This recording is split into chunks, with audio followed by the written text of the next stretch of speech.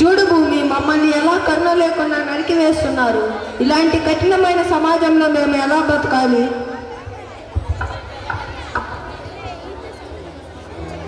ఆపండి, మీరేం చేస్తున్నారు అర్థమవుతుందా? మనకు ఉపయోగపడే వాటిని నరికేస్తున్నాం, మనకు ఆక్సిజన్ ఇచ్చే వాటిని నాశనం చేస్తున్నాం. దీనివల్ల ప్రజలు అనారోగ్య పాలవుతున్నారు. ఇకనైనా మారండి. భూమి అనారోగ్యంతో ఉంటే మనం ఎలా బాగుంటాం? భూమి నీరు లేవు, చెట్లు లేవు, గాలి లేదు, ప్రజలు ఎలా బాగుపడతారు? ఇవన్నీ లోకంలో లేకపోతే ప్రజలు ఎలా బ్రతుకుతారు?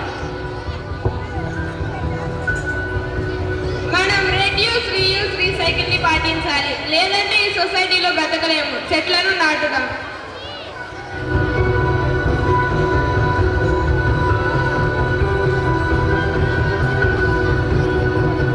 మనలో వచ్చే చిన్న చిన్న మార్పులు పెద్ద ఫలితాన్ని ఇస్తాయి. మనం చేసే మంచే ఇతరులు చూసి నేర్చుకుంటారు. నీరు ఆదా చేయండి, ప్లాస్టిక్ వాడకండి, చెట్లు నాటండి, పరిశుభ్రత పాటించండి. ఇకనైనా ఇటువంటి పనులు ఆపేసి మీరు మంచి వైపు నడవడానికి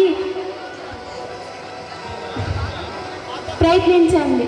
భూమి రక్షించడానికి వచ్చి మాతో చేరండి.